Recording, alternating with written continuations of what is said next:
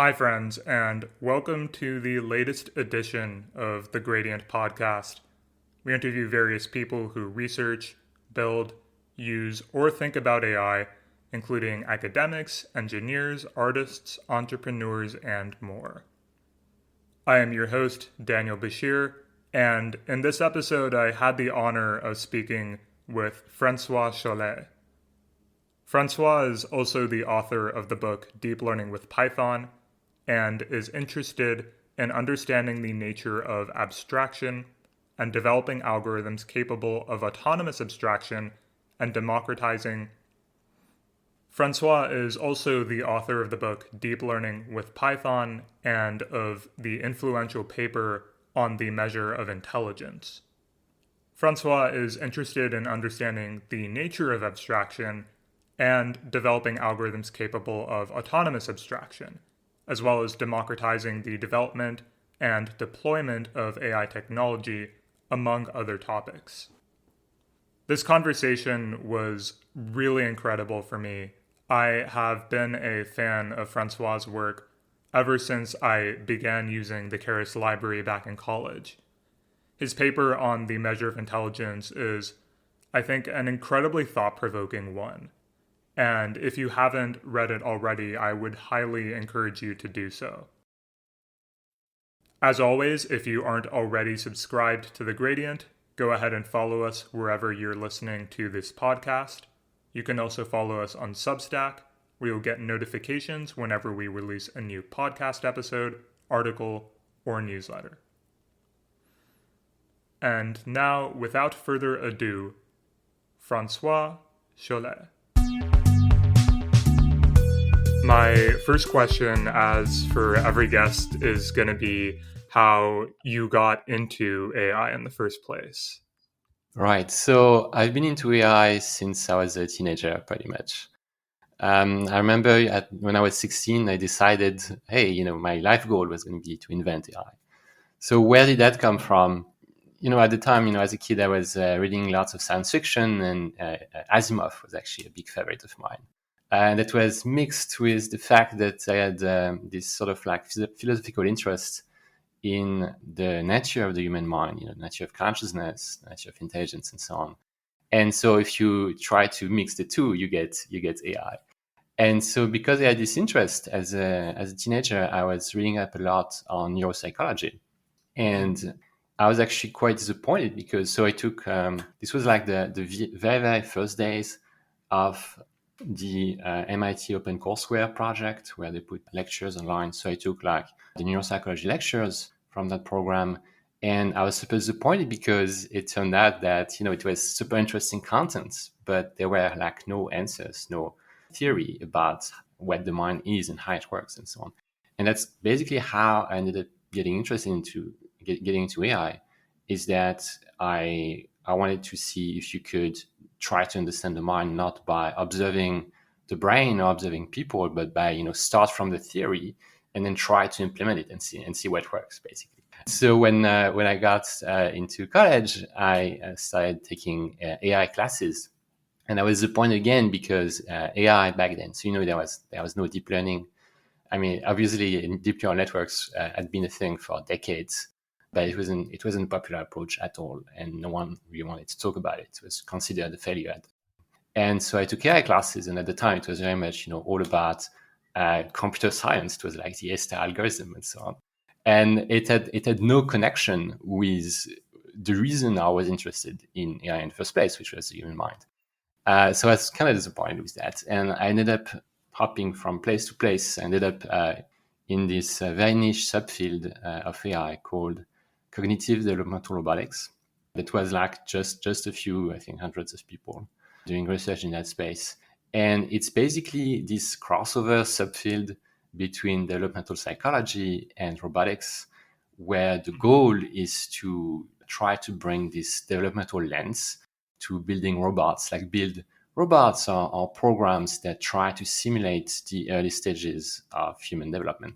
And that actually spoke to me because it was obviously tightly connected to what I wanted to be doing. But then after I graduated, I ended up moving into the industry. I did not complete my PhD. So I started doing a couple of startups, and I ended up at Google doing software engineering. There's a lot in what you said. I think the thing you mentioned earlier about understanding intelligence by trying to implement it is certainly something I've heard from a lot of people in the AI space, and I guess very much coheres with the software engineering mindset, I suppose. You've tweeted, I believe, that programming is really about building clear mental models of something. And I do wonder, maybe separately from the measures of intelligence paper, how perhaps your time building Keras has been formative in your thinking about AI and intelligence more broadly, if at all. Totally. In general, I think software engineering is very much a mindset. It's almost like a way of life. So as you become a professional software engineer, as you build a career in software engineering, it profoundly changes the way you think.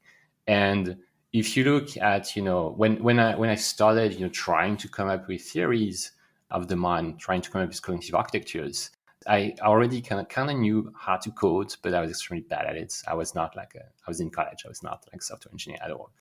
And these attempts were obviously not super productive. It's not that the ideas were bad. They were actually quite they were going in interesting directions. It's just that if you don't know how to program, you just do not have the tool set to actually build up on these ideas, to actually build something interesting and actionable out of it. So today is actually a different story. I feel like I have a few ideas. I'm less creative, but at least I have the ability to implement. Yeah, I suppose now that we're kind of on the topic of software engineering and Keras, this is a library that has been immensely influential in the ML space. Personally, it was the first deep learning library that I ever used and was really just a wonderful introduction. I'm curious, just as somebody who has built this thing that has been used by so many people, how you think about the design of a system, something that is meant to capture and do something that we might think of as really complex. Just how you think about creating that for people to use, kind of delighting your users. Yeah. Well, first of all, I'm glad the software is useful. Thanks for the kind words. So I think what made Keras successful and what made it very different at the time is that there was this emphasis on creating a good user experience, on thinking about the library as a product with a product experience, and not just as a tool that provided certain capabilities to experts. Basically, not just a bundle of features, but something that guides an end user into this step-by-step workflow to solve your problems with as little friction as possible. So when I got started with it, I definitely had this intent to make it easier, to make it frictionless, maybe even delightful. I was a big fan of scikit-learn and what scikit-learn had done for classical ML before, and so I wanted to kind of recreate that experience, but for deep learning. And obviously, because it's deep learning, it needed far more flexibility than just the scikit-learn type interfaces. So I started out with this desire, but I had very little principled understanding of how to do it. So this is really something I built up after I started working on Keras. After I started working on it and I realized it, I saw all these people from very, very diverse walks of life start using it to solve their problems. And I thought it was really inspiring because they were using it to build things I could not have built because I would just have not been able to come up with it. So this was really inspiring. It really showed me that to realize the potential of these technologies, you need to democratize them as much as possible. You need to give them to everyone because that's how they're going to get deployed to all the problems that they can help solve. And so as I saw this, I wanted to make it even more frictionless, even more accessible. And I started thinking about what makes a library have this good UX. And really, it's all about creating abstractions, mental models, software models that closely match the mental models of your users. So expert mental models, domain expert mental models. And the way you do this really is by being a user yourself, or at the very least, putting yourself into the user's shoes and going through these end-to-end workflows and start thinking about what are the mental models backing them? How do people think about their data, about training a model, about evaluating a model, and so on? And then you try to map these mental models to software abstractions, to steps in an API. And then you start, thinking about how to manage complexity in your API, how to make sure that you have as few different abstractions, as few different objects as possible, and each object with a reasonably simple signature and so on. It's a reasonably simple interface. And one principle I'm a big fan of when it comes to making sure that you have hierarchical, modular, well-structured APIs is the principle of progressive disclosure of complexity, which is this idea that if you're new to the library, you come into it, you have these very basic, simple use cases. It should be extremely simple. It should be like, here's my model.fit, model.evaluate, I'm done. It should be scikit-learn style, basically. It should be like the highest level possible interface. And that's obviously not enough, because what if you have a slightly more complex use case? What if you gain expertise and now you want to add a few customization into your code? If you have something like scikit-learn, you're pretty much blocked. And so this idea of progressive disclosure of complexity is that every time you kind of level up in terms of sophistication of your use cases, you have the ability to take your old simple workflow and modify just one part of it. Basically, only learn an incremental amount about the software, about the API, to be able to handle something that's incrementally more complex in terms of the actual domain problem. And that's progressive disclosure of complexity. So this idea that, sure, you have these very high-level objects, but if you need customization, you can always drop one level lower, add a custom layer here and there, a custom loss function, custom optimizer, and so on, and a custom train step. And in the extreme, you end up with a piece of code that you've written yourself entirely in a lower level language, like TensorFlow. And at that point, the library Keras is really just providing template, a sort of style guide for how to structure your code. But the code itself is your code. So you can use as little or as much of the high-level functionality as you want, and you're not limited by it. That's really this idea that it should be flexible, it should be simple, but when you need the flexibility, it should be flexible. I think that progressive disclosure, the design principle of it, also to what you were saying earlier about democratization, it's just a powerful tool for pedagogy as well, I think. I'm sure that many people listening to this might be familiar with the fast.ai courses, for instance, and the way those start, at least when I first tried it, was let's just load in this pre-trained VGG model and get it working on ImageNet. And it's literally like 7 lines of code or so. I think when I took it, that was all done in Keras. And incrementally, you start, as you're saying, developing something a little bit more complex. You fiddle with the innards of the model a little bit more until the point where you're actually conversant with, now I can even implement my own modules, my own layers, and to what you're saying, really have something that you've written yourself in a lower level version of that. Yeah, exactly. The idea that, sure, the software should make things simple, but you should not be facing a cliff at some point where you're trying to customize things further, but the software just doesn't allow it, doesn't have this flexibility. So you should make sure you have this gradual, smooth drop off to a lower layer of implementation. One thought there, I'm curious, is you mentioned like a gradual, smooth drop off. And I can imagine that there are ways this can go really well in terms of how incremental the disclosure of complexity is. But then I'm sure that it's possible to increase complexity too much to the point where that's no longer quite as progressive as one might want it to be. And I know this is just talking, but I am curious if you've developed any principles for yourself or thoughts on what is like a manageable level of progression. Right. So in general, there's no like abstract answer to this question.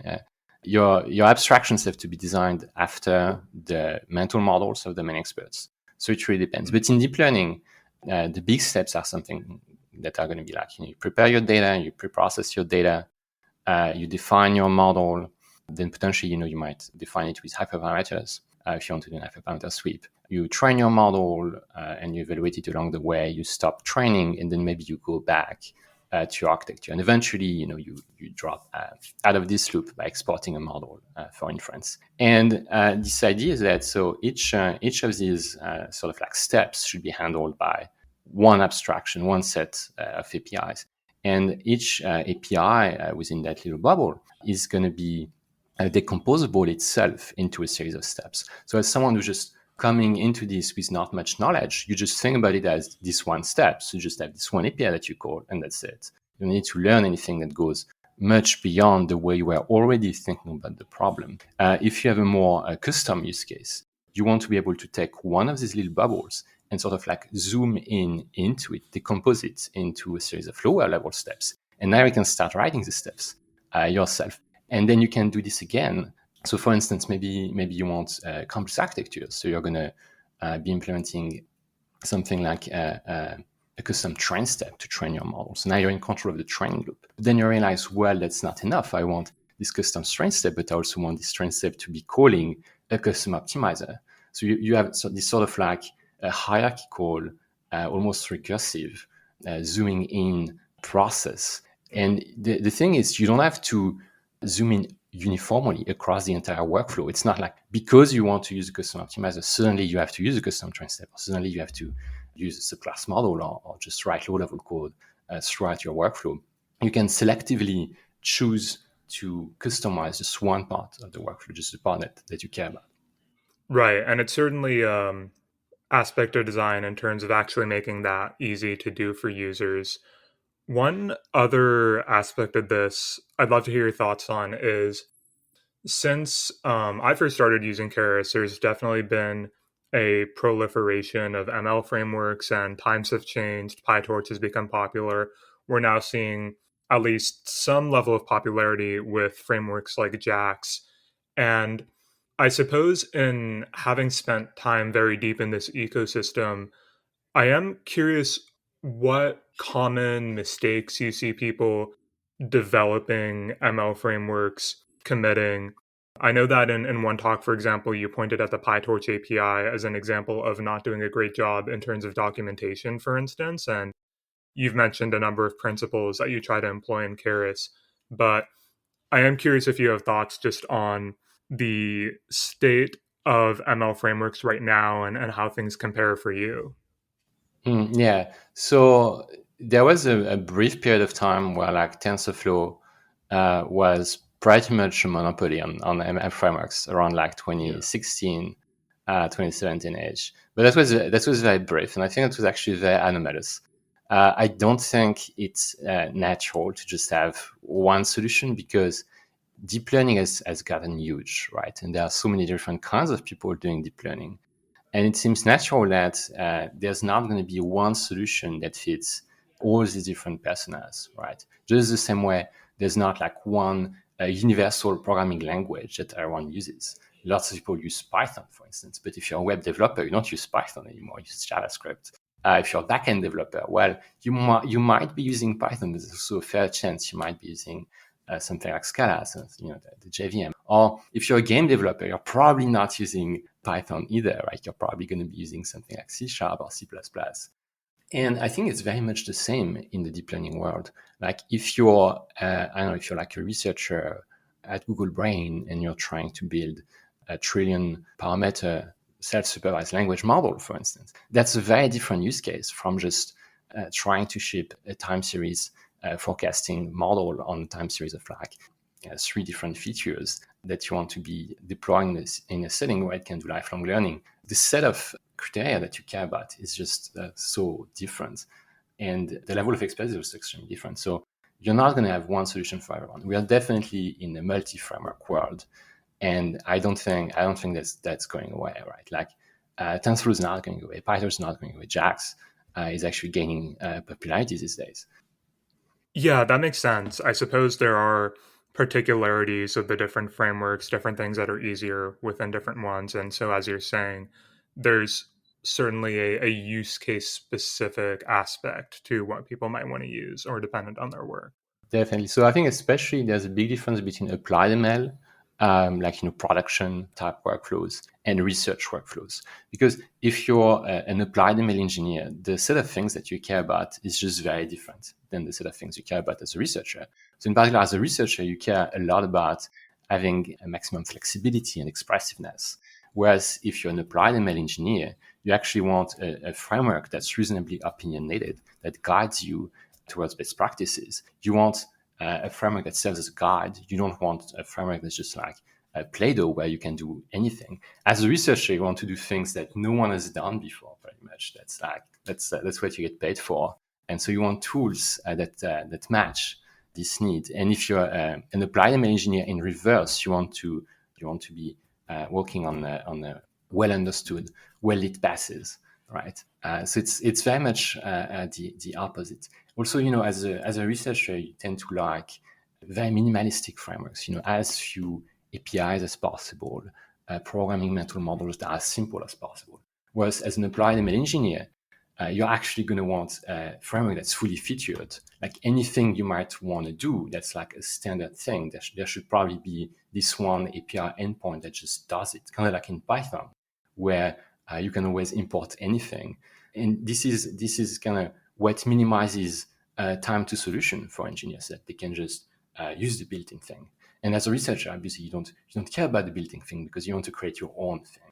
So at the very least, I think there should be two sort of like front-end experiences for deep learning. There should be the researcher experience and there should be the applied ML engineer experience. And they are very much in contradiction with each other. So I don't expect that you're going to have a single unified framework that does a good job at both of them. Yeah, that makes a lot of sense to me. It's certainly, as you said, a trade off, and you can't really just put everything in one framework. I'd love to move on to your work on the measures of intelligence, kind of going back to, I suppose, some of the reasons why you got into AI in the first place. You point out in the beginning of the paper and just generally that the idea of intelligence is quite slippery. And there are a lot of, I think, intellectual foundations behind both the ideas about intelligence that you cite, but then also the one that you end up proposing yourself. And I'd love to spend a little bit of time just on those foundations, historical ways people have thought about intelligence over time. Yes, totally. So, yeah, I mean, first of all, if you want to try to create artificial intelligence, then it's definitely worth asking yourself what is intelligence. Some people, actually, some researchers decide to not look at the question because it's just more of a philosophical question, right? And I think that's a mistake because even if you refuse to try to precisely define intelligence, as long as you are in AI, you have some kind of implicit working definition that you're using. And if you don't want to make that definition explicit, it doesn't go away. It's still there, but now it's just implicit, and it's biasing you and your thinking in ways that you may not necessarily understand. So I think it's actually much more proactive to just sit down and try to come up with your definition of intelligence. And it's not really something around which there is a lot of consensus. How do you define intelligence?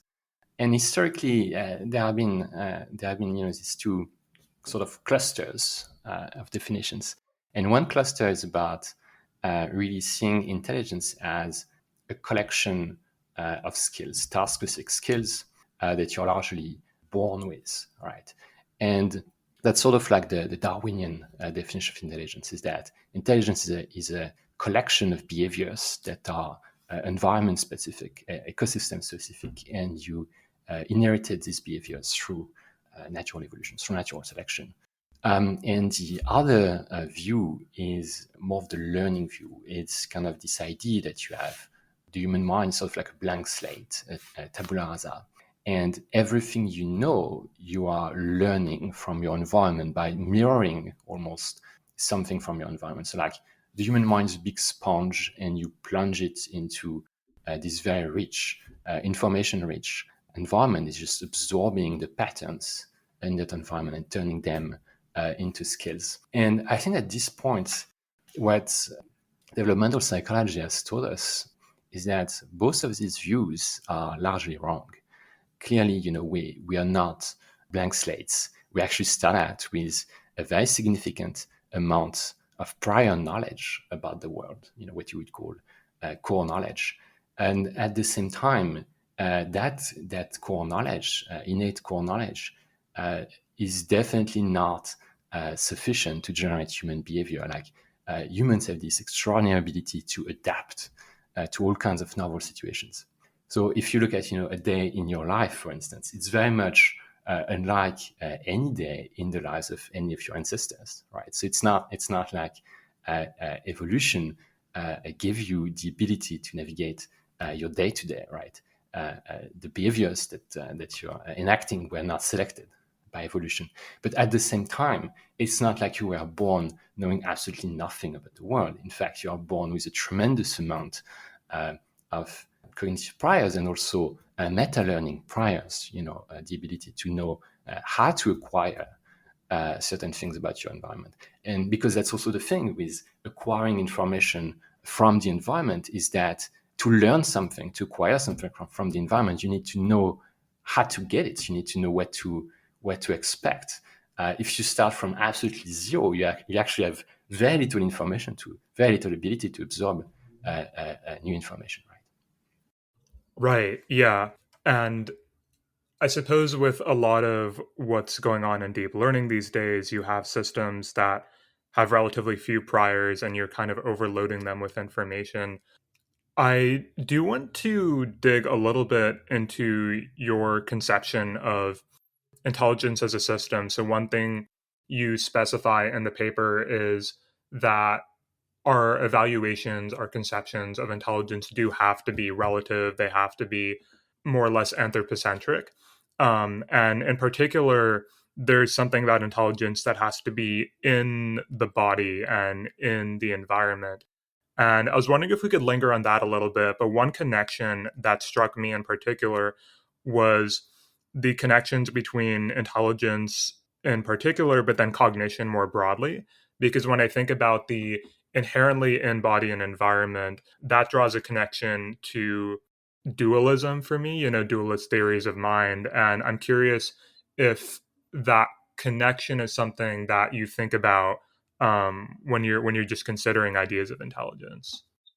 Right. Yeah. So first of all, I think it's important to point out that intelligence is not the same as cognition. Yeah. Cognition is much broader. Intelligence is the way I conceptualize it is intelligence is kind of like the engine of cognition almost, Mhm. but it's definitely not the only component.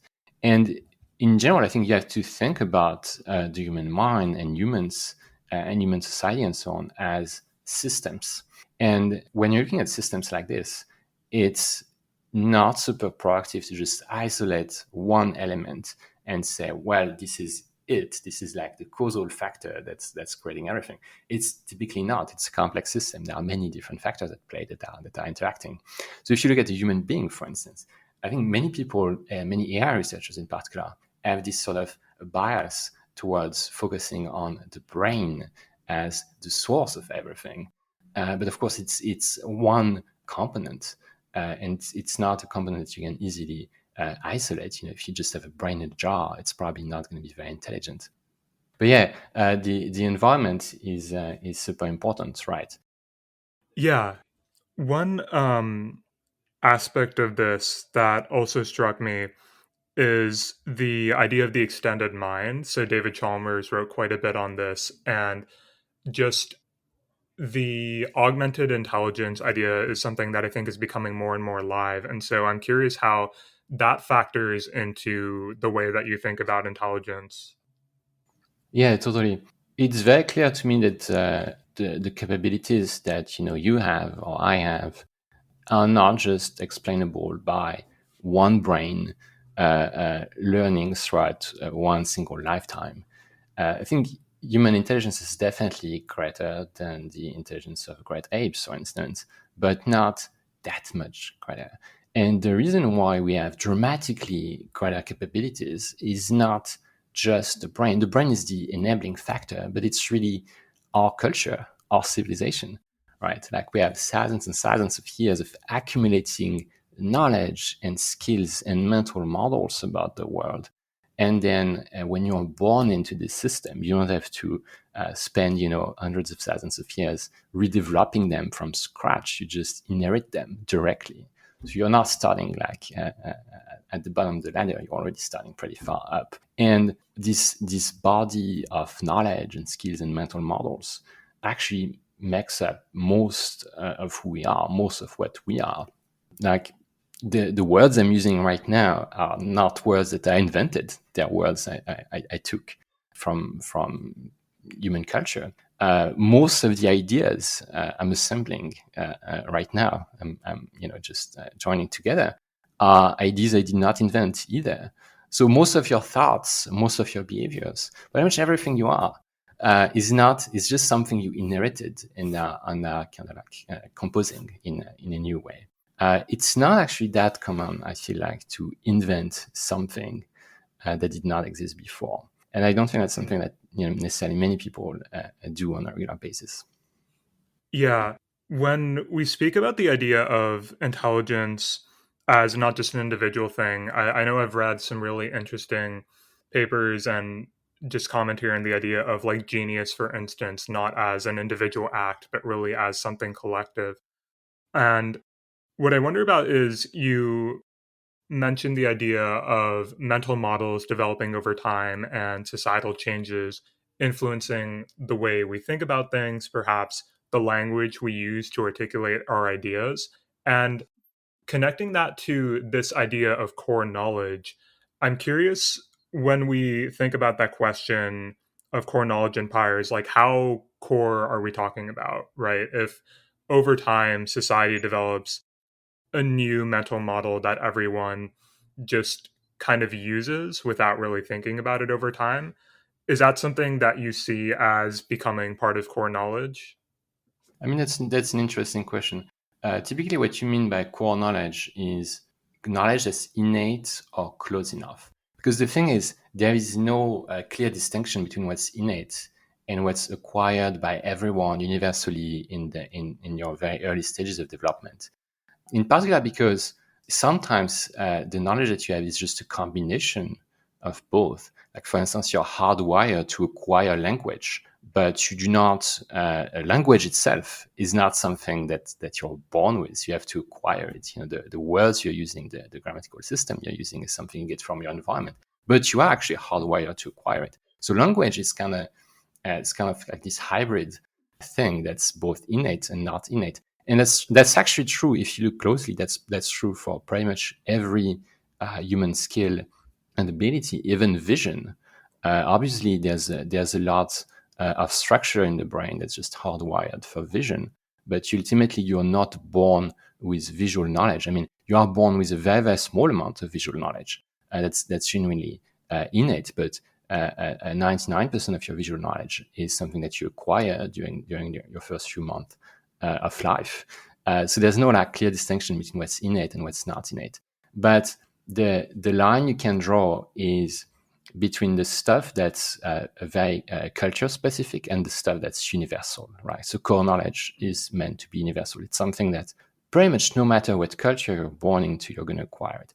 So if you ask me, if in the future our culture develops a new kind of mental model, and by age like 5 everyone has mastered it, is that core knowledge? Well, you'd probably say no, because it's dependent on your culture, right? It's not something that's universal to all humans independently of their environment. One other question I have along the lines of, I believe other people have made this comment about the way in which you think about priors and in terms of solving, I guess, the arc challenge you propose, which we'll get to later, is you mentioned something about a path to intelligence involving perhaps listing down the set of core knowledge, the set of all priors that humans tend to have. And I believe some people have really questioned just the possibility of making an exhaustive list of these priors or core knowledge. And I'm curious just how you would respond to that worry. Right. So, trying to map out the set of core knowledge priors. I mean, I think I need to explain why it's very useful for AI. Whether it's possible is an interesting question. So this is a domain that Elizabeth Spelke from Harvard has done a lot of work in. Very interesting work. So if you're interested in that stuff, you should definitely check out her papers. And it's definitely not like a question we're able to answer clearly today, like what are core knowledge priors. So right now the set of known core knowledge priors is relatively fluid.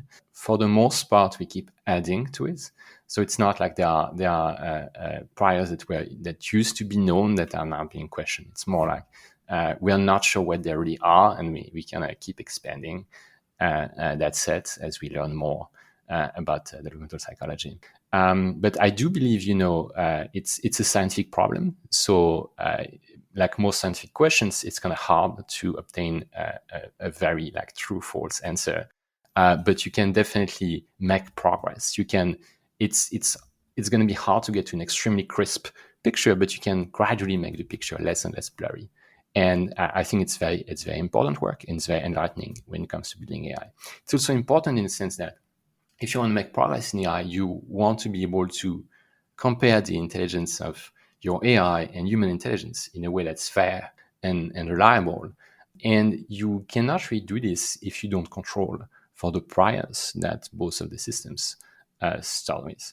For instance, if you're asking your totally blank slate AI to come up from scratch with not just something like, the ability to recognize different objects, but also all the prior innate knowledge that humans possess that enable them to learn the same. The AI is at a disadvantage. Inversely, if you just build a chess playing AI that already has built-in knowledge of the game and strategies to win the game, and you compare it to humans playing the game and they actually had to learn it from scratch, that's also not a fair comparison. So you want to really understand, what do humans start with and what do humans learn? What does your AI start with and what does it learn? And then you can actually kind of compare learning efficiency, which I think is the key. Intelligence is all about learning efficiency. Yeah. Before we move on to the idea of learning efficiency, there's one more connection I kind of wanted to get your thoughts on. So earlier we commented about the distinction between cognition and intelligence, almost thinking of cognition as something broader.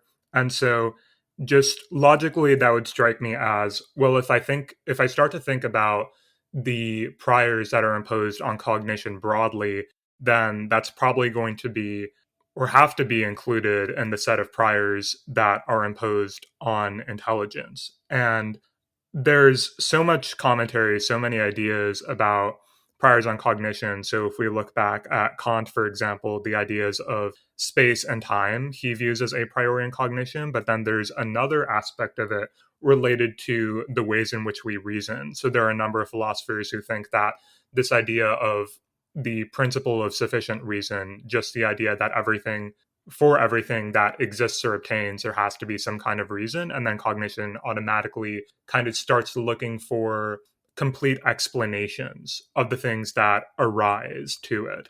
That seems like an idea of something that is considered to be really important in cognition that also seems relevant to intelligence. And I'm just curious if that's a connection that you think about. Yeah, so I actually think most of the prior knowledge that we are born with is not knowledge about the world, it is metacognitive knowledge, right? So for instance, metacognitive knowledge more broadly is knowledge of strategies or patterns that are helpful in extracting more knowledge from your environment. And so for instance, an innate understanding of causality actually helps you learn causal models.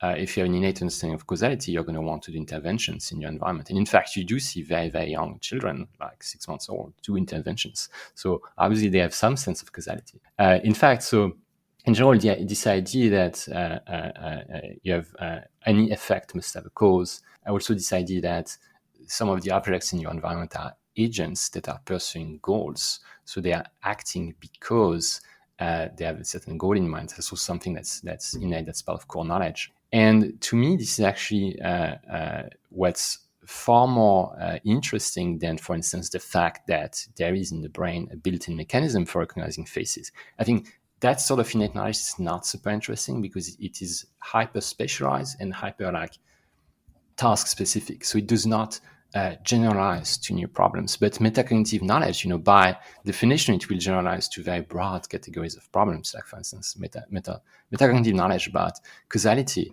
is going to be able to generalize to any sort of causal environment, which is pretty much any any known environment in the real world. So that's actually much more interesting.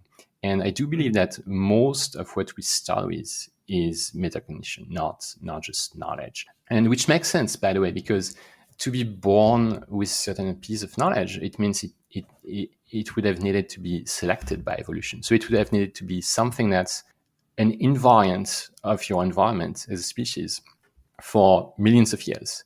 And there are actually very few things in terms of plain knowledge about the world that stay invariant for such long periods. So, for instance, faces, are kind of an exception. They've been fairly stable over time, and so beyond the scope of the evolution of our own species, in fact. And that's why we have this innate ability to recognize them. But if you look at most other objects in your environment, you don't have evolution is not going to give you an innate way to recognize them because they are new objects. If you look at a garbage truck on the street, for instance, you did not evolve to recognize it. But if instead you inherit this system that enables you to know how to learn, then you can just in your own lifetime acquire a ton of useful knowledge without needing evolution to do this sort of like writing process from the environment to your brain all by itself. Yeah, I do have a follow-up thought here. I think this might be a good segue to talking about your definition of intelligence. You mentioned the idea of metacognitive priors as something that helps us acquire more intelligence. And I could just imagine the idea of more powerful forms of metacognitive priors that perhaps allow one to do it more efficiently. And I think that maybe is some motivation for this definition of intelligence, where you define it. I think the words are a measure of skill acquisition efficiency over a scope of tasks with respect to priors, experience, and generalization difficulties. So I don't get to cheat by having better priors than you, essentially. So I guess we can start by looking at the definition of intelligence that many people have adopted and which I try to oppose, which is this idea that to be intelligent is to be skilled at many different tasks. So it's like if you want to build a general intelligence, you would just come up with a list of tasks. There's like 100 tasks or something. And you're like, well, if I reach a score higher than a certain threshold on a benchmark for each task, then I have a generally intelligent agent. And to me, that's extremely misguided because it's confusing skill and intelligence. A skill is a static artifact. It's something you can either acquire, but you can also just, that can be hard-coded by the process that creates the system, whether it's a human programmer creating an AI or whether it's evolution creating a skill, for instance, in the brain of a worm. If you look at a worm like C. elegans, it has a brain network that's hard-coded by evolution. So all of its behaviors, all of its skills is hard-coded. It has no intelligence because it has no ability to learn. It has no ability to adapt. It is purely an automaton, like a little robot that enacts behavioral programs that were hard-coded by evolution. And so my definition of intelligence is, so as you said, skill acquisition efficiency. So what does that mean? It basically means that intelligence is about the ability to adapt to new circumstances that you are not prepared for. So that means circumstances that you are not prepared for by either your own experience, it's not a situation that you've seen before, or by your own evolutionary history. It's also not a situation that your ancestors have been selected to handle. And so what does it mean to adapt? It means, to generate appropriate behavior. So if you break it down, it's really that, is that you are intelligent if, when faced with situations that you've not seen before, and the process that designed you in a way or evolved you also did not see before. And in this situation, this novel situation, you're able to come up with appropriate behavior. So there are many aspects of cognition that we are skipping here. Like, for instance, we are not talking about the ability to set goals. Like, to generate appropriate behavior in a situation kind of implies that you have some kind of goal that you're pursuing, but we are just leaving that implicit. We're assuming that's provided by some external system. So I'm not trying to characterize, all of cognition. I'm really just focusing on this one tiny part that I think is important, and that's what I call intelligence: the ability to adapt, the ability to learn, and do so efficiently. Because here's the thing: is that we are talking about biological agents, and as a biological agent, when you learn something, well, first of all, it has a cost. It has like this energy cost, and energy, is precious, obviously, but it also has a cost in terms of risk. To learn something is to try out things. And by trying out things, by experiencing things, you're exposing yourself to risk, like a predator could kill you, or you could just die in an accident. And so some strategies that are very exploration intensive might lead to fast learning, but they're going to be very risky. And they're not going to be, experience efficient. So I'm interested in experience efficiency because it's a proxy for energy efficiency and risk efficiency in biological agents. You're intelligent if you acquire new skills that are very different from what you've seen before, and you acquire them using as little experience as possible. So at that stage, you can basically characterize intelligence as a conversion ratio between the information that you have, so the information that you're born with and the information that you've acquired through your experience, and the sort of like area you can cover in future experience space. You can think about the set of possible futures that you're facing as a space, a sort of like physical, let's say 2D space. And the information that you have at a certain point in time enables you to generate appropriate behavior in a certain kind of like subset of that space, an area of that space. And the more intelligent you are, the greater the conversion ratio between the information you have and your ability to cover a lot of space in future situation space, if that makes sense. Mm-hmm. Yeah, and you do propose a formal definition of this in your paper.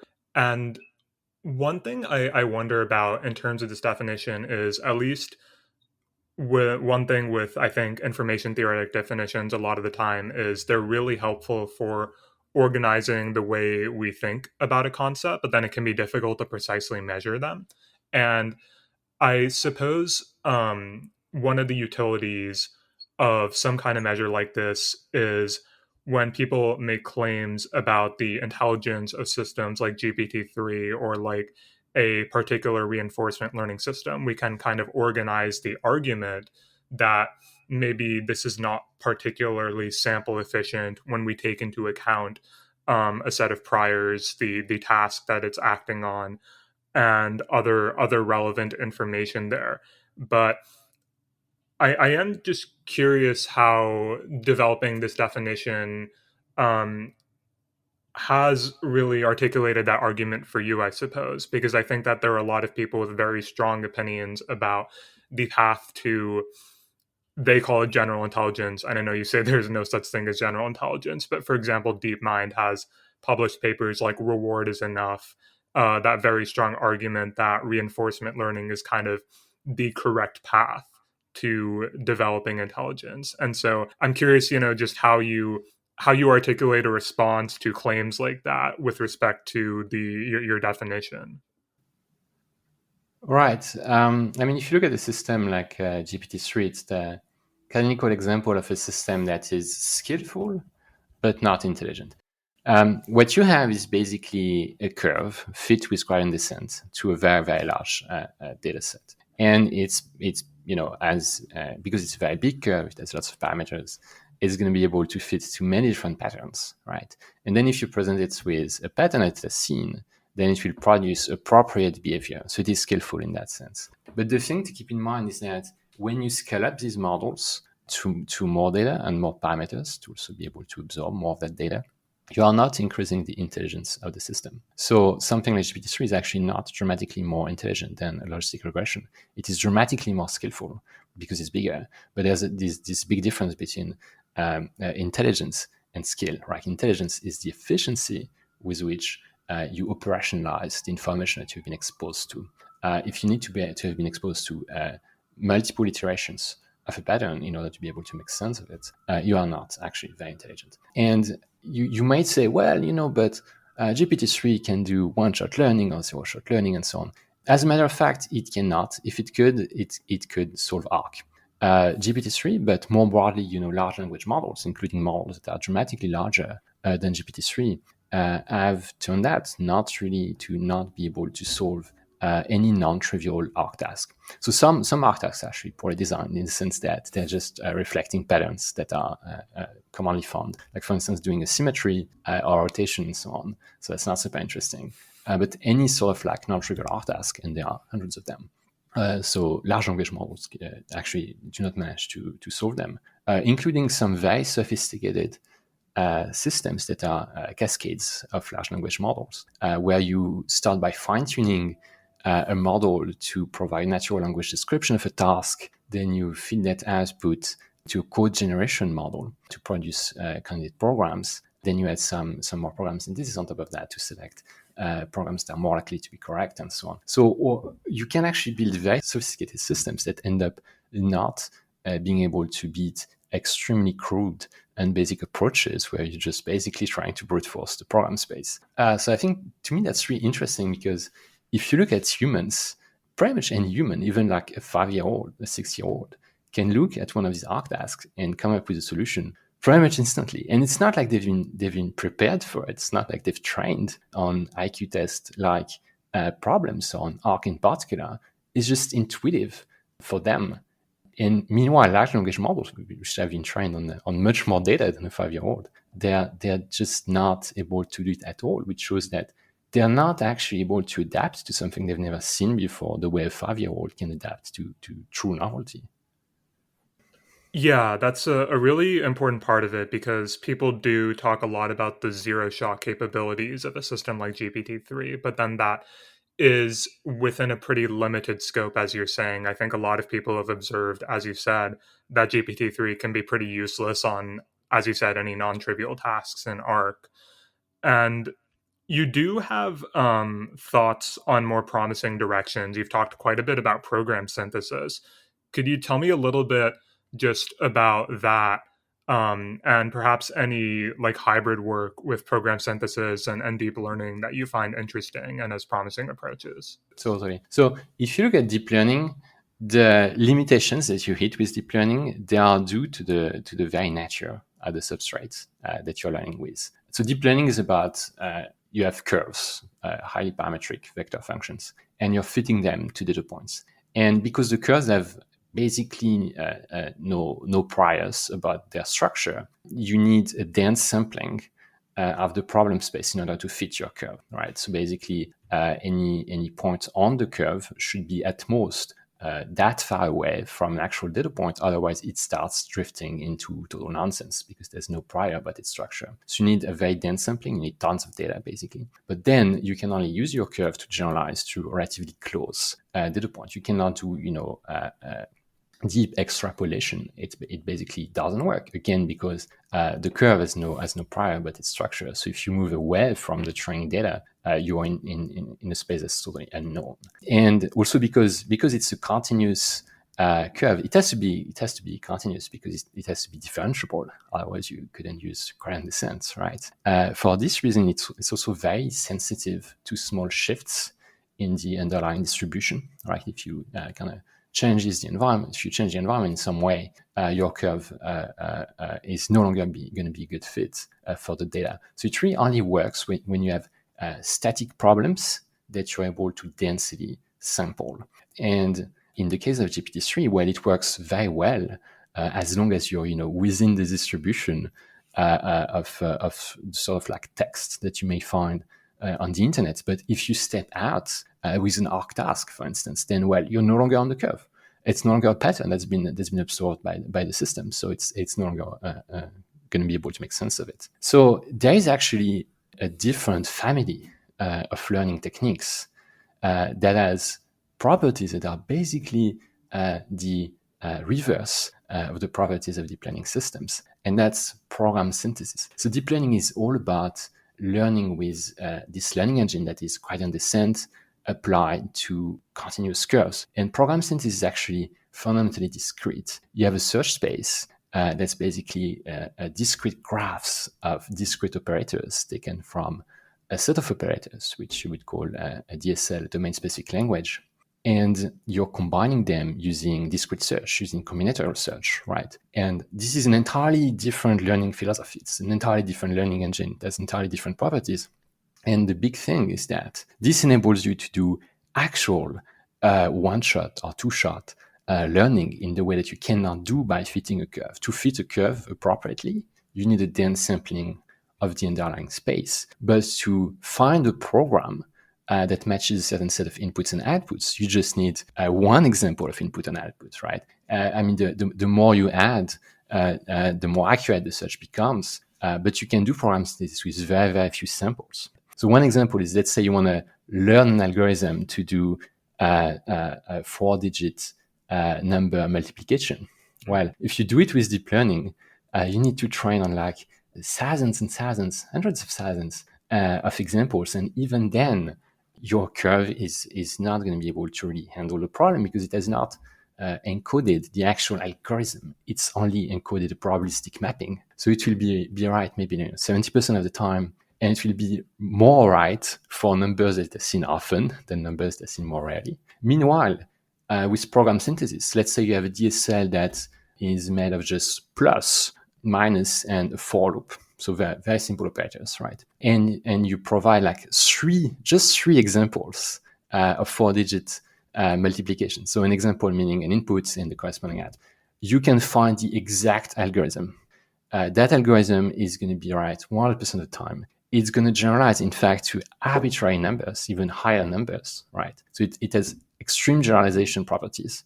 You learn it from just a handful of examples. The process for learning it is not costly at all. It's costly, obviously, because you're mining program space, but it's not dramatic. And once you found it, running this program is actually extraordinarily cheap.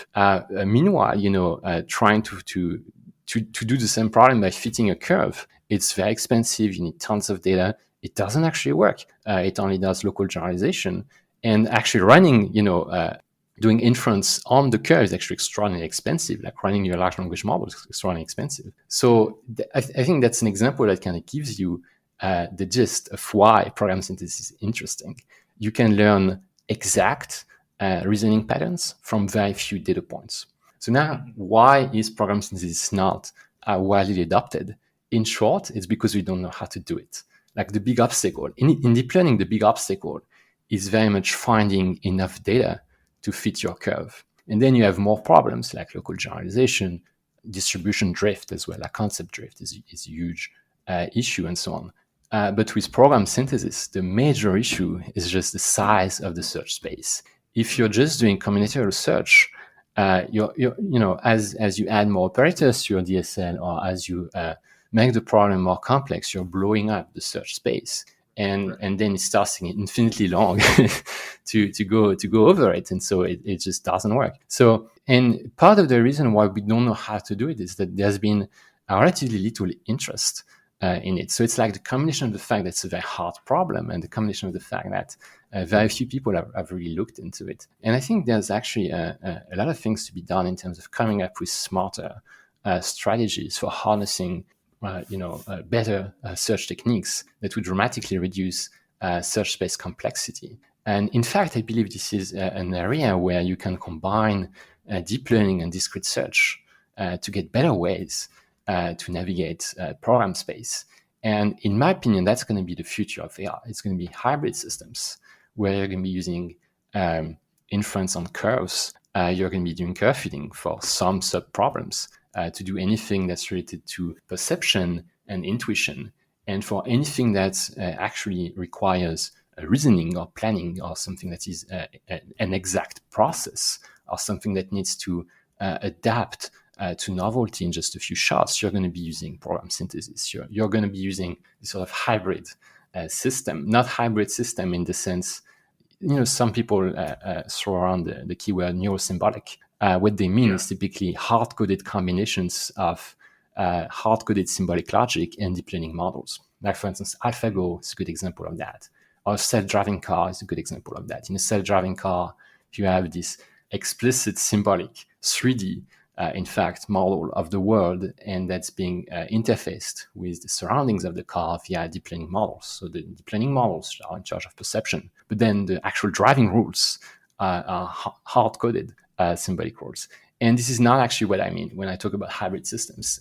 I'm talking about a system where everything is learned, where the deep learning modules obviously are learned, but also the symbolic rules are just obtained via a program synthesis process. And that program synthesis process should be itself driven by intuition that comes from deep learning modules, because that's really how you're going to be able to reduce the size of the search space, is by having intuition over where to search for what, right? Intuition about how the search space, the program space, is organized. That's an important distinction. I have had a few conversations with people like Stuart Russell or Chris Manning who have been involved in thinking about neurosymbolic methods, and I know that the both of them think that it's going to be a pretty important path forward, especially in terms of getting systems to do things like explicit reasoning, for instance. But to what you're saying, this idea of learning symbolic rules via program synthesis. So you've also said that we don't exactly know how to do program synthesis over reasonably, or I guess just very complex search spaces. And so does that really boil down to just the search problem itself? I'm curious what the sort of immediate, most difficult problems in that space are right now. Yeah, I mean, there are multiple factors as to why we're not very good at program synthesis. The biggest one, I think, is the problem of the ability to generate good abstractions. If you look at how a software engineer does program synthesis, they do it in a very different way than a combinatorial search process. It's not like you're iterating over millions of different programs to find like your FizzBuzz function. You start from a mental model, and then when you come up with sort of like repeated patterns, you abstract them into a new class, a new function, and so on. And then you can even go one step further. You can open source your abstraction. You can share it as part of a library. And then the next software engineer, not only are they going to have access to abstractions that come from their own mental models, they're also going to have access to this sort of like global library of ready-made abstractions that they can leverage.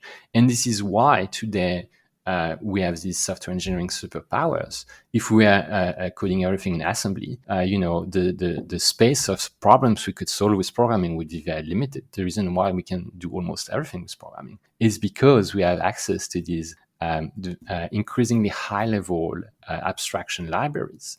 And to me, that's probably the number one problem you should be solving in program synthesis, is the problem of abstraction generation and reuse.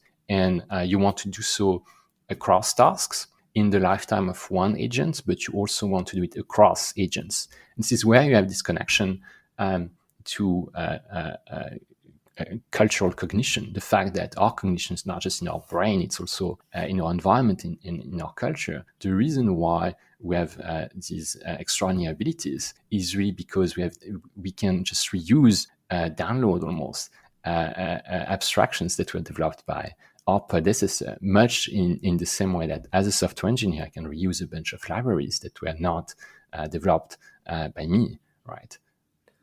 Yeah, I guess when I think of my own process of like writing code and software engineering in general, as you're saying, so much of it, and I guess it's almost a running joke to the extent of, oh, I just copy and paste everything from Stack Overflow. But there is, I think, a deeper point behind that to what you're saying about how we are reusing abstractions, ideas people have already developed.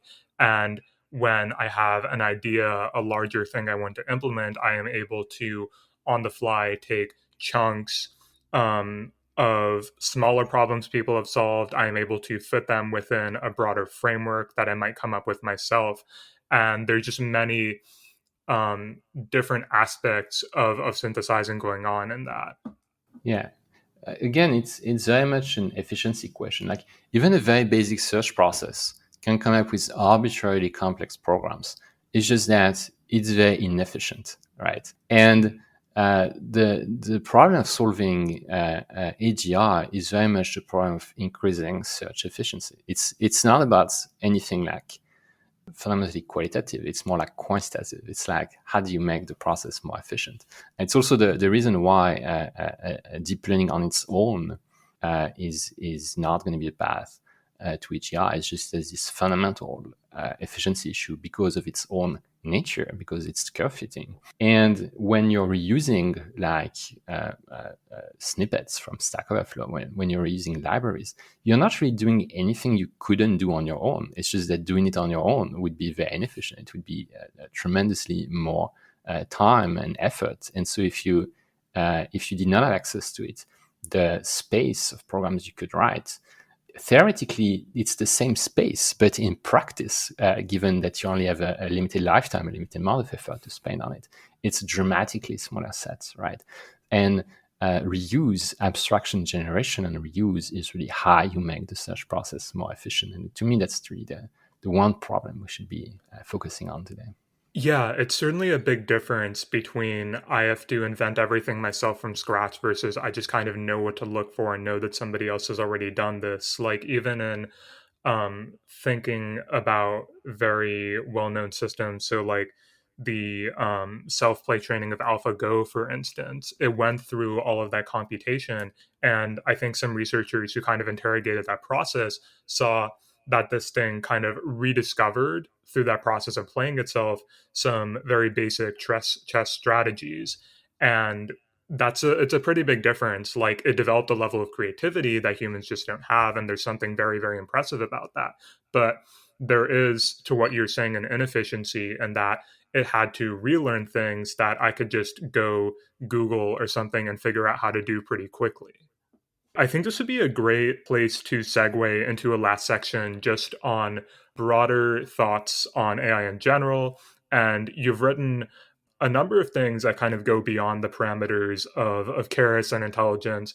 And in particular, you've discussed your concerns about artificial intelligence. I think some specific ones you've called out that are pretty salient these past few years are the idea of social media as a psychological panopticon, digital information consumption as a psychological control vector, viewing human behavior as an optimization problem. I think The Social Dilemma, for instance, was a very famous documentary that expressed very similar concerns. And I share a lot of these, but then also I wonder about the ways in which these criticisms get articulated in certain circles. So Tristan Harris, a very big figure who appeared in The Social Dilemma, often talks about the insane amounts of compute that are directed at you every time you spend time on YouTube or on Google. And there's something that's just very interesting about the way he articulates things. And I'm curious just how these other criticisms that have come up recently have struck you, and whether you find articulations like that one from Tristan Harris useful in thinking about these concerns. Yeah.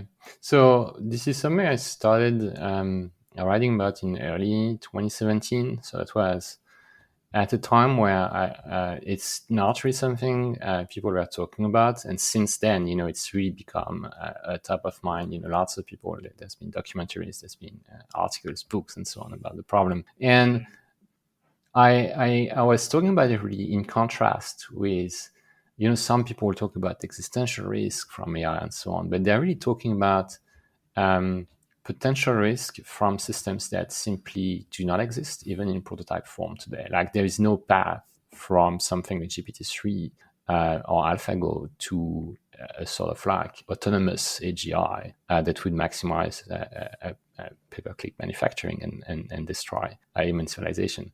There's just no path, right?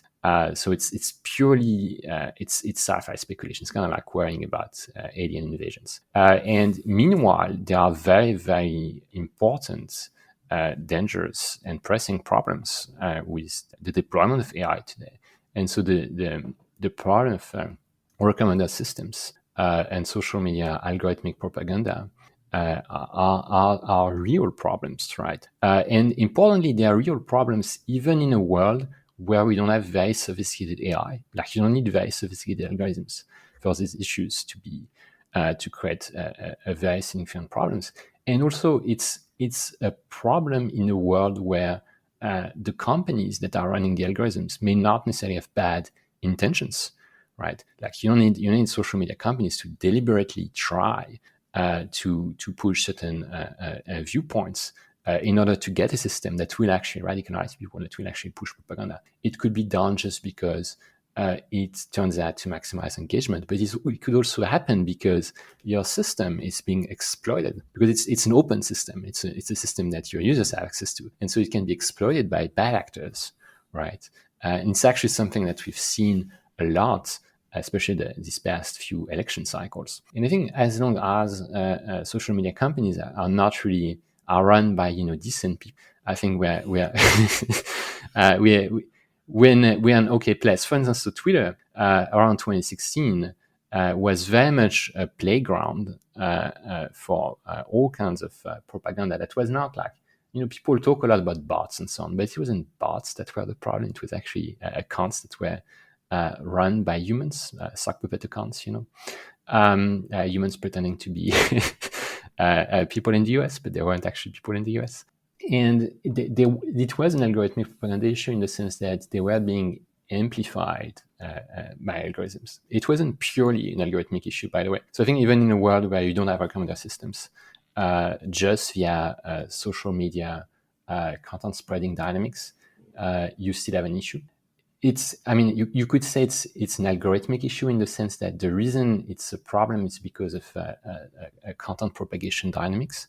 So things like what you reward in the system at the psychological level. So even if you just have like purely temporal timelines, you still have this issue, right? I'll tell you frankly, I'm honestly more concerned about it today than I was like 5 years ago. It's an even bigger problem today, and I'm not really seeing like a solution coming from these companies or coming from regulation or anywhere else. It's basically this open, almost intractable problem. Yeah, I think many of the same things as you in regard that it seems to have become more of a salient issue over the past few years, and also that there don't seem to be good solutions coming along. I am curious to see what comes out of the attempts at regulation that different countries are trying over the next few years, because I know that the US has put out an AI Bill of Rights recently. The EU has its own AI regulations. A couple of the guests we've had on recently have talked about China's AI regulations, and I know they've specifically targeted recommendation algorithms. And some people have commented that they're really going to be conducting these very large regulatory experiments. And so it's hard to know how that will all pan out, but I guess we'll just have to watch and kind of see what happens and see if they chart a path forward. Yeah. I guess wait and see. But it does make sense to provide some sort of regulation in the same sense that we exist in an environment that is increasingly made of information. And if you're in a sort of like free for all, kind of like in the 60s, for instance, or even 70s in the US, many manufacturing companies or energy companies were just dumping pollutants in your environment around communities.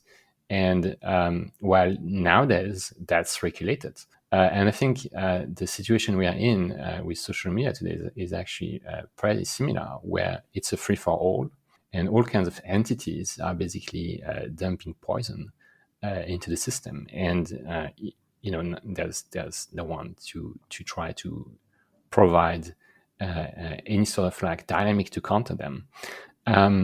And that's just not a healthy situation. And I think everyone realizes that there's a problem. Yeah, I think we are coming to like a greater societal realization. One thing you commented on in your earlier note was the existential risk kind of long termism camp. And from what you said, I get the sense that you are probably not in the long termism camp. But I am curious just how you think about some of those worries with respect to your own work in terms of the idea of defining intelligence, the ARC data set, trying to chart a path towards intelligence. I would guess that since ARC is aimed at a more anthropocentric human intelligence, then probably the Nick Bostrom esque superintelligence worries probably don't come about in terms of developing the type of intelligence you're thinking of.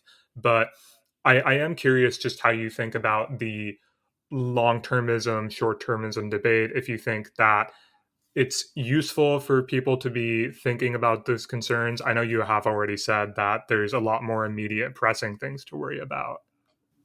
Yeah, I do think thinking about the long-term impact of your decisions. What does the world look like 50 years from now, 100 years from now? I do think that's useful, not because you're going to be able to accurately model the future and influence it, but because it helps you contextualize and frame your own decisions and actions today. So it's kind of like helpful almost as a way to gain conceptual clarity about what you're doing in the present. But if you take long-termism literally, it seems misguided to me because we have absolutely no ability to predict what the world is going to be like in a few hundreds of years, and we have even less ability to deliberately influence it. I mean, we can't even do it at a 10-year timescale, right? At least most of us. Government policy can be planned at a 10-year, 20-year timescale. But even government policy is not effective when it comes to kind of shaping the state of the world into 200 years. And that's especially true when you're talking about new technology, because we understand even less about what they're going to look like. So today we have there's no technology available today that, if you just extrapolate what it's going to look like in the future, it's something that's like a threat to humanity. I mean, at least in terms of the AI technology that we have today. There are various technologies that you can already extrapolate are going to be pretty big problems. I mean, people don't really talk so much about nuclear wars these days, but recently we've been talking a lot about man-made pandemics, for instance, deadly pandemics. Well, to me, that's actually a very significant danger, and it's something that is plausible in the sense that the technology is already there, or if you just extrapolate current capabilities, into the future, you will see it will soon be there. This is not the situation that we're in for AI. If you extrapolate current capabilities into the future, you still have you do not get like this emergent autonomous superhuman fantasy. It is pure science fiction fantasy. It's very much like worrying about an alien invasion. Like, would it be bad and dangerous if just an alien spaceship just showed up and started destroying Earth? I mean, yes, absolutely. I would say yes. And in the same way, if you have an autonomous superhuman digital entity emerging in your computer overnight, that would be bad. But it's not something plausible today. Yeah, I think this is certainly borne out by a lot of the hype cycles, AI winters we've seen recently. One particular example that comes to mind for me is just the incredible overpromising in the self-driving space, for instance. And that's just, compared to quote unquote AGI, a relatively probably small part of the problem. But it's just like so many of these companies have been promising probably self-driving by 2020, 2022, and we are nowhere near that. Originally it was 2016. Originally it was 2016. Like in 2015 we were like, well, this technology is already in the it's a very advanced prototype today, so 2016 is going to take off. And today it's actually starting to be viable in certain environments. You can actually ride in a self-driving taxi in Phoenix, for instance, or even in limited circumstances in SF today. And it's going to be rolled out to more cities. But to me, what's interesting is, besides the timeline, what's interesting is the way we eventually solved the problem is not because we eventually achieved AI that is general enough to drive in any environment. It's because we've kind of like hard-coded increasingly sophisticated models to handle very much by hand, right? To handle an increasingly a large and general set of possible driving situations. So it is very much sublinear scaling of generality, which is driven by human engineering. So in that sense, self-driving, investment in self-driving, the R&D in self-driving is not different from any other kind of R&D. We invested in 100 billion in self-driving. That's like a little bit less than half what was invested in the Apollo program. It's very much the same kind of R&D. Like it's not like we have an exponential curve where we put it one unit of effort and we get like 10x more generality. It's not. It's actually sublinear. So that's true for self-driving. I mean, obviously that's true for any other complex real-world task that requires adapting to certainty and novelty. I mean, domestic robotics is also a big field. People have been telling us for a very long time, very soon we'll have robots in the home doing stuff for us. Well, that's not happening anytime soon, because the real world is just this extraordinarily diverse and ever changing environment. So it's extremely difficult to program or learn behavior that will generalize, because again, the sort of, so obviously hard coding it is an extraordinarily costly endeavor. The same way that I mean, you can say the same about self-driving. Self-driving is actually a much simpler problem, but learning it, which is kind of like the promise of deep reinforcement learning and so on, also doesn't work, because due to the nature of the learning systems that we have today, these big curves, what you're learning is extremely environment specific and task specific. So any new skill or environment you want to pick up is going to be extremely narrow. It's going to be like this one apartment, this one sink, and so on. And to acquire it, you need a dense sampling of the problem space, right? So you need tons of data to acquire these very, very narrow skills. And when you move on to the next slightly different skill, you again need tons of data. So it's not like you have an exponential scaling of the capabilities at all. Yeah, and I guess when we think about those capabilities too, even with respect to generalization, you might get a decent amount of progress unexpectedly at some point. So we have certainly experienced periods in the history of deep learning where there's pretty fast progress, but then you do run into a wall and you have to throw a lot of things at it in order to push past a little bit. And so even if there are periods of acceleration we can perhaps point to, I think those certainly are punctuated by long periods of people just banging their heads against a wall, figuring out, okay, do we have to try a different direction? Why do we seem to be stuck here? And so I would definitely agree with you. It doesn't seem to be the kind of exponential progress curve a lot of people seem to expect sometimes. One caveat I would add to that is that for some verticals, you do see exponential progress. When you are in a setting where purely adding more data or more compute leads to breakthroughs, right?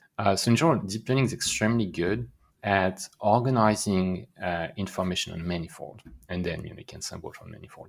And whenever you find a problem where just training learning a more accurate, a bigger manifold is useful, then you do get exponential progress, because you're able to scale up your deep learning models. I think this is something that we saw very clearly in text-to-image technology, for instance.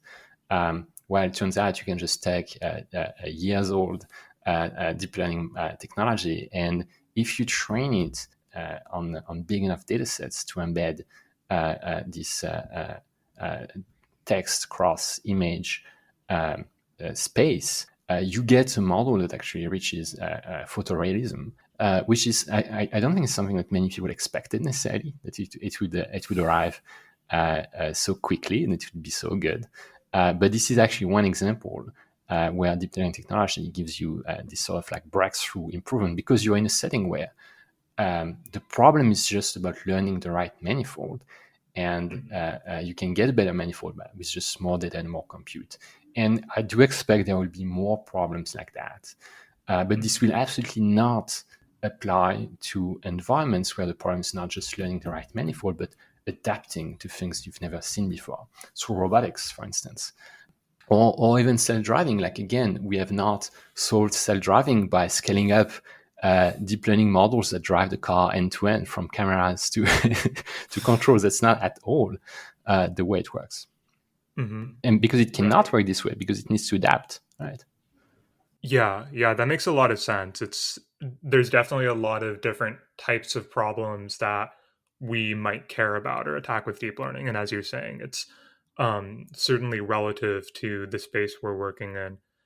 I'd love to close out with one final question to you. So, a lot earlier, we discussed Keras and good software engineering and user experience design.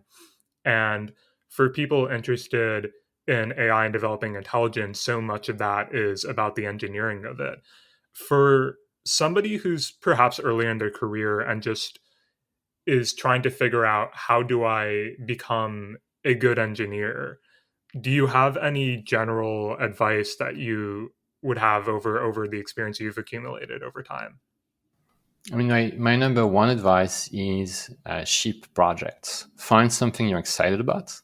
And the excitement is actually key because you're going to need motivation. Motivation is the hard part. Like, getting the knowledge is not the hard part. The knowledge is on the internet, right?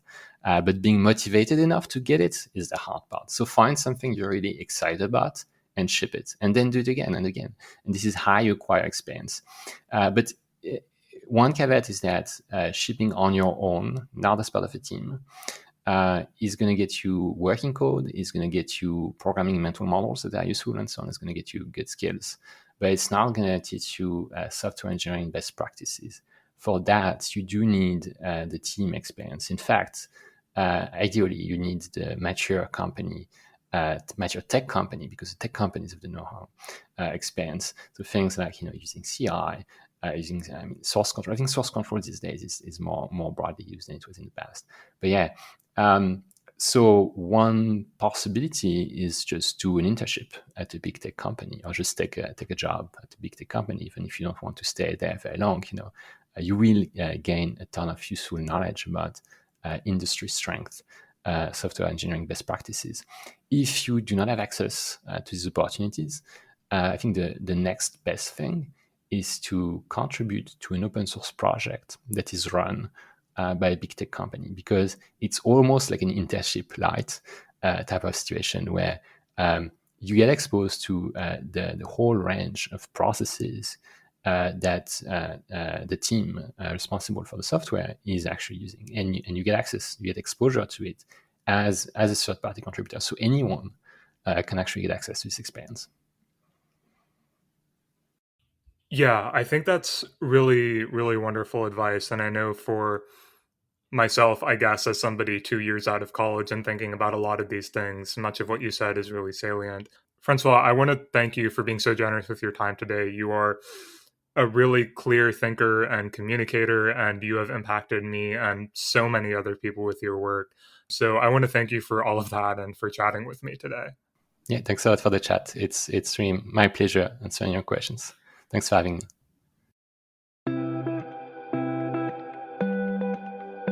And that is a wrap, my friends. As I mentioned at the start of the episode, you can subscribe to The Gradient on Substack to receive not just this podcast, but also our articles and newsletters directly to your email. You can also visit us at thegradient.pub, where you'll find all of that, as well as more information about The Gradient and how you could even contribute if you're interested. And finally, if you enjoyed this episode, we would really appreciate your feedback. If you'd like to leave a comment or review, we'd love to know how we can make this series more interesting and informative to you. And with all that, I'll leave you until the next episode.